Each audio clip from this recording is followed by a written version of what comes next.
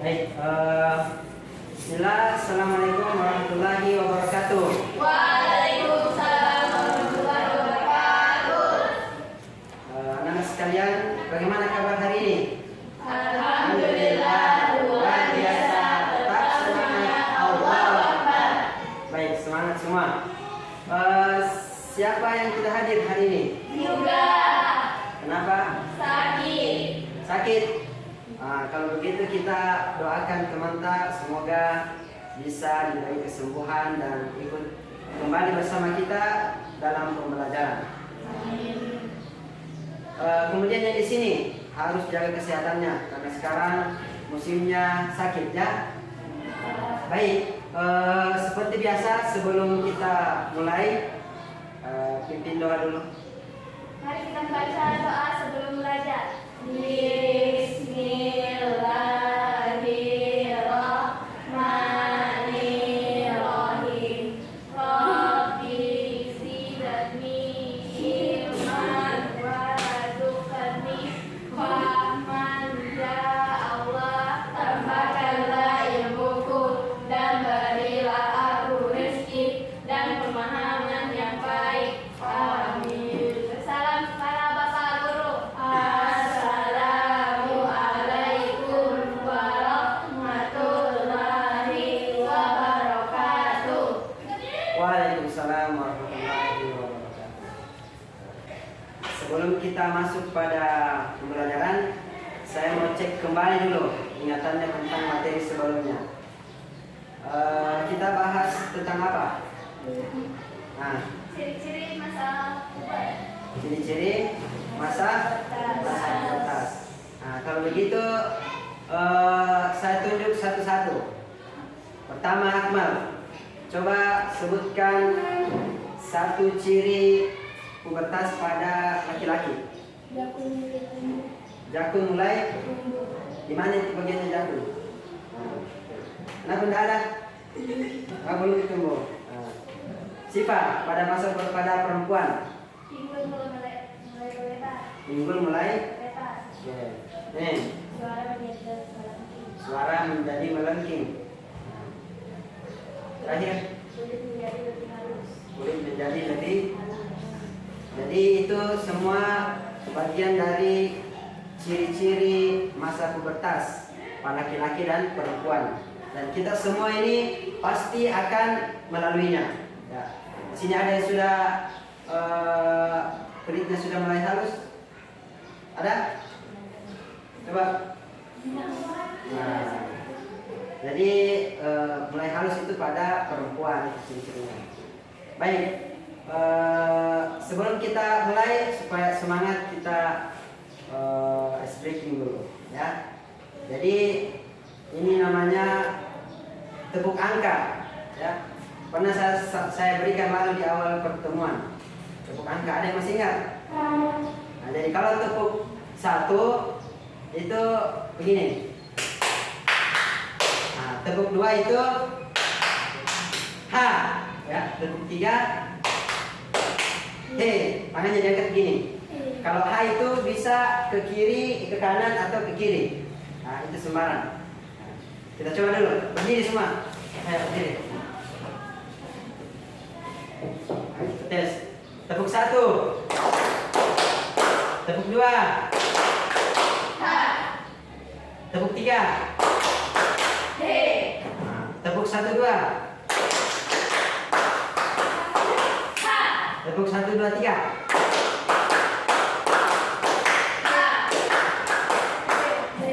Oke, silakan duduk.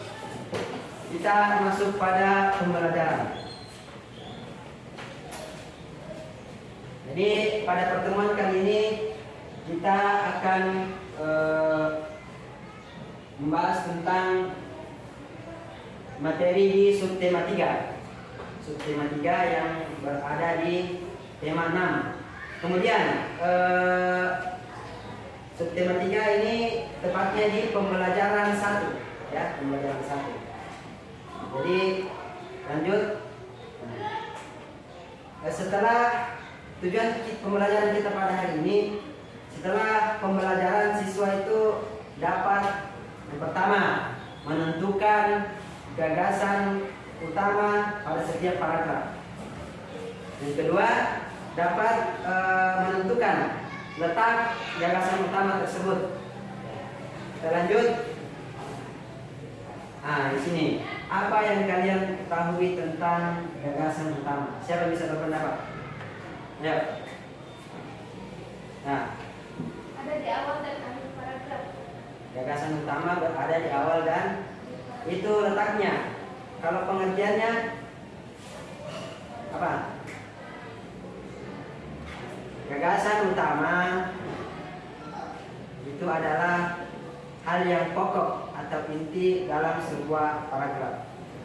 Sini ada pengertiannya. Nah, dalam sebuah paragraf itu terdapat dua hal. Yang pertama, kalimat utama. Yang kedua, gagasan utama. Nah, tentunya kedua hal ini berbeda. Ya, kalimat utama dan gagasan utama. Nah, ini kalimat utama itu merupakan kalimat yang bersifat umum, yang mengandung gagasan utama. Nah, pahami kalimatnya. Kalimat utama adalah kalimat yang bersifat umum dan mengandung gagasan utama. Dan materi kita pada hari ini adalah membahas tentang gagasan utama. Jadi gagasan utama itu ada di bagian kalimat utama. Jadi gagasan utama itu lebih singkat daripada kalimat utama. Ini tadi berada di awal atau di akhir paragraf. Kemudian gagasan utama. Nah, ini pengertiannya. Gagasan utama adalah ide. Ya, bisa dilihat di papan. Ide, inti, pokok atau hal yang penting yang terkandung dalam sebuah paragraf. Nah, ini contohnya. Coba siapa bisa baca? Keila. Ragam tarian Indonesia mencerminkan kekayaan budaya daerah. Setiap daerah di Indonesia memiliki tari kreasi yang berbeda. Tari kreasi adalah tari yang gerakannya berasal dari pengembangan gerak tari maupun aspek lain. Di mana letak kalimat utamanya? Coba. Yang mana kalimat utama? Ragam tarian Indonesia mencerminkan. Lihat di situ, sudah ditandai di situ. Yang warna merah latarnya itu merupakan kalimat utama dari ragam tarian Indonesia mencerminkan kekayaan budaya daerah. Itu kalimat utama. Sedangkan gagasan utamanya itu adalah ragam tarian Indonesia. Jadi mana yang lebih singkat? Gagasan utama atau kalimat utama? Gagasan utama. Gagasan utama. Oke, bagus. Kita lanjut. Nah, untuk menentukan sebuah gagasan utama, begini urutannya. Dari paragraf itu kalian harus baca dengan teliti dulu, ya. Kemudian kalian tentukan kalimat utamanya berada di awal atau di akhir paragraf. Dan pada kalimat utama ini biasanya itu dari awal sampai berakhir di titik, ya. Itu sebut kalimat utama. Paham ini? Namanya saja kalimat utama itu berarti hal yang berawal dari awal kata atau awal kalimat sampai di titik. Merupakan tanda berhenti. Nah, setelah kita tahu kalimat utama itu berada di mana dan yang mana, maka dari situ kita bisa temukan gagasan utama. Coba lagi kasih contoh. Nah, contoh gagasan utama di awal paragraf. Baca dulu. Kayak Kalista. Contoh gagasan utama di awal paragraf. Dulu jalan Bali sekarang sudah sangat langka. Orang-orang sudah sering menggunakannya. Mereka melihat dan mengambil baju karena jalan Bali memiliki sangat mahal. Terlebih sekarang harganya juga sudah semakin mati. Nah, di mana letak paragraf kalimat utamanya? Yang mana? Nah, itu kalimat utamanya. Gagasan utamanya? Burung jalak. Lanjut. Contoh kedua. Akmal.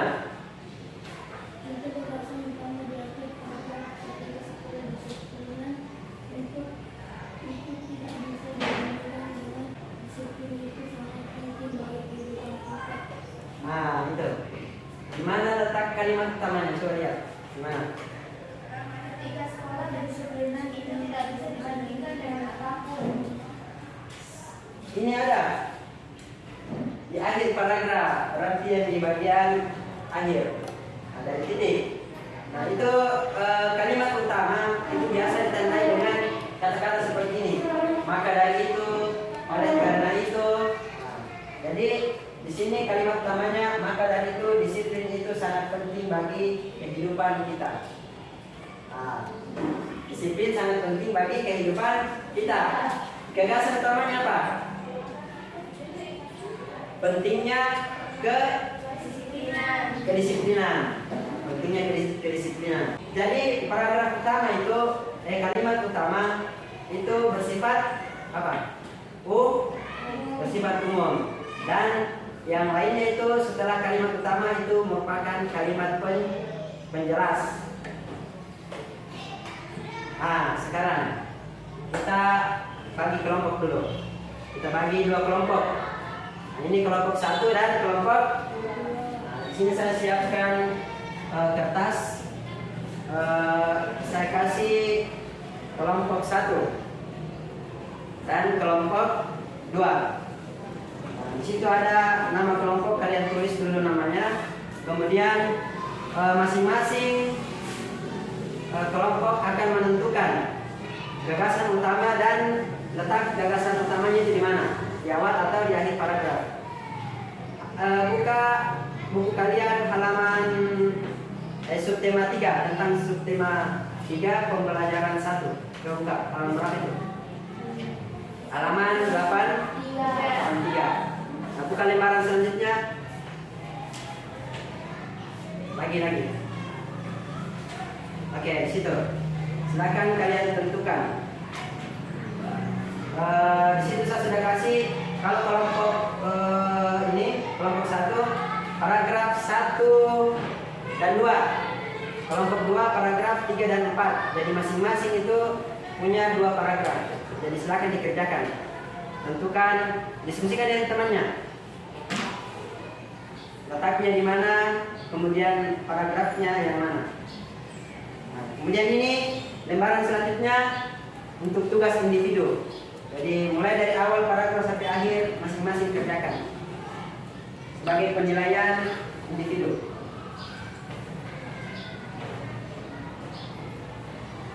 Ya, silakan diskusikan.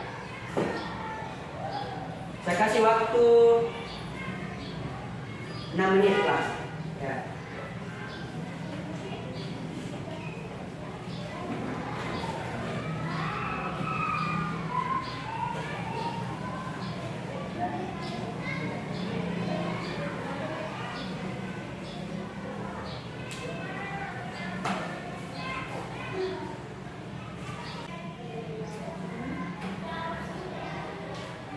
Oke. 2 menit lagi.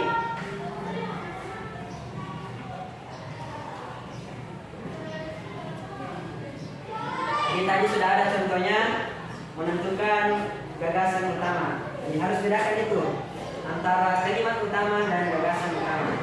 Tapi kita fokusnya kita pada hari ini adalah menentukan gagasan utama.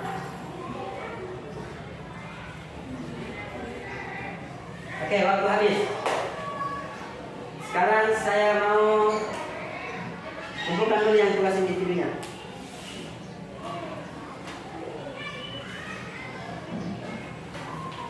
Nah, untuk tugas kelompok, masing-masing kelompok presentasikan. Kelompok 1 dulu. Siapa yang akan baca? Siapa? Minta suaranya. Waalaikumsalam warahmatullahi wabarakatuh. Perkenalkan, saya dari kelompok 1 dan merupakan 2 orang. Yang pertama adalah Syifa Lutfika, saya sendiri, dan yang kedua adalah Muhammad Akmal Afif. Saya akan mempresentasikan pekerjaan saya dalam Asma. Paragraf pertama, gagasan utamanya mengikuti akhir paragraf itu kecintaan warga negara dengan penuh tanggung jawab. Dan pada paragraf 2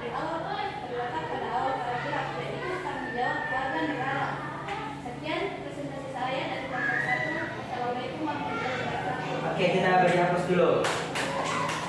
Baik. Jadi sudah tepat.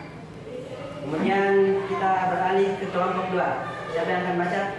Nah, silakan. Assalamualaikum warahmatullahi wabarakatuh. Waalaikumsalam warahmatullahi wabarakatuh. Saya dari kelompok 2 dan kelompok saya pertama jumlah media, sosial media dan cerita media mereka.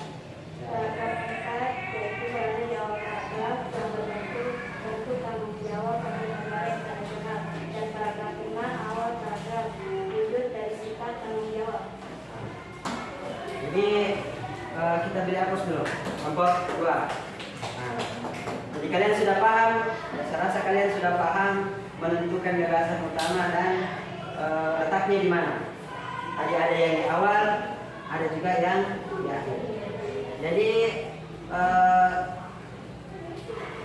mudah atau sulit menentukan gagasan utama? Mudah. Jadi akan sulit bagi orang yang tidak mengamati bacaan, tidak mengamati paragraf yang dibaca. Jadi kalau kalian sudah bisa fokus membaca, mengamati isi bacaan, maka dengan mudah kalian akan menentukan gagasan utama dari paragraf tersebut. Ya, baik. Selanjutnya tentang gagasan utama. Ini hal penting yang harus kalian ketahui sebagai seorang pelajar, karena dalam membaca, ya, kedepannya kalian ini luar biasa, nanti akan banyak membaca buku. Di situ kalian akan mudah dan semangat membaca ketika kalian paham tentang materi hari ini, yakni menentukan gagasan utama. Karena ada itu orang membaca, ia hanya sekedar membaca saja, dia tidak paham apa isi bacaan. Nah, untuk memahami isi bacaan, kalian harus bisa menentukan kelompok gagasan utama itu yang mana dan terletak di mana, seperti itu. Kemudian apa yang sudah kalian pahami dari materi hari ini tentang gagasan? Jadi sudah paham semua tentang gagasan utama. Dan yang lanjut, apa yang sulit kalian ketahui? Tidak ada. Jadi supaya bisa diingat terus, saya harap kalian buka materinya di rumah, pelajari kembali di rumah. Ya.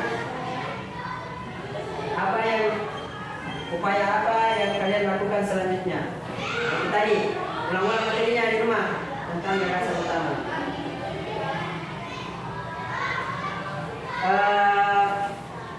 Mungkin itu materi kita, pembelajaran kita pada hari ini, karena sedikit lagi waktu istirahat. Oleh karena itu kita cukupkan materi pada hari ini. Sebelumnya saya harap pada pertemuan selanjutnya yang akan kita bahas itu adalah materi tentang reklame. Tentang reklame. Jadi pelajari di rumah tentang reklame. Mungkin itu saja materi kita pada hari ini, kita cukupkan. Saya akhiri. Assalamualaikum warahmatullahi wabarakatuh.